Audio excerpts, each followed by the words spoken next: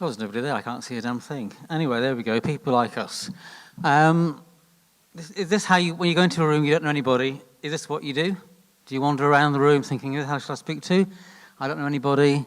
Just talk to anybody. Well, the theory is, a lady Astor years ago invented this thing called people like us. She's on the left-hand side there, on the right-hand side. And it was the people who were like you, use the word lavatory, not to use the word toilet, etc., etc. Nancy Astor was another one who used something later on, and her quote was from Winston Churchill, said, if I gave you coffee with poison in, if you were my husband, and he said, if you were my wife, I would take it. All these people on these slides are people I know.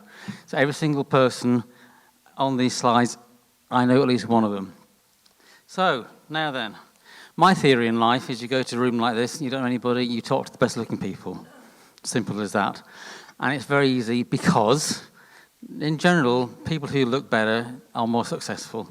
So if you want to talk to them, successful people, find the best looking ones. And there's a nice one down there because I know her, and I spoke to her before. But that's a minor little exercise. Mainly, if you're going to talk to people, if you talk to people who are exactly like you, you're going to get confirmation of everything you believe in. But in reality, in this world, particularly in Bristol now, there's a lot of diversity. And diversity can be visible and non-visible. So obviously you can tell people by their races, sometimes you can tell people by their sexuality, sometimes you can tell people may be disabled, you can tell, you can't tell. They're the ones who will get you to learn more things. Simple as that. Equal opportunities law insists in law you've got to do lots of different things, but in reality legislation will not take you into corporate reputation, and it will not take you into marketing competitiveness. The more different people you have in your organisation, the better off you are with understanding your customers. If you've got customers like your staff, you've got a much better chance of actually managing to get things together. Now, I've worked in 17 countries, so one of the things I'm always very wary of is being stereotyped. I know if you hear all this stuff about if you're in an Arab country, people behave like this. If you're in France, people behave like this. One of my key challenges is always to make sure that A, I take notice of what's supposed to happen, but B, always remember everyone's individual. So the key point about that is just recognise the stereotypes, but don't actually follow them all. Now, what I end up with eventually is you come across people where, all being well, you get lots of people are labelled. You're labelled by who they are, what they're labelled by. So, if you look at different ages, different races, everyone's got different things to offer. So go and talk to the young people. Go and talk to the old people. I've learned things like always use Twitter and never use websites. And what you see at the end of this, it's a website. So that's what you've got.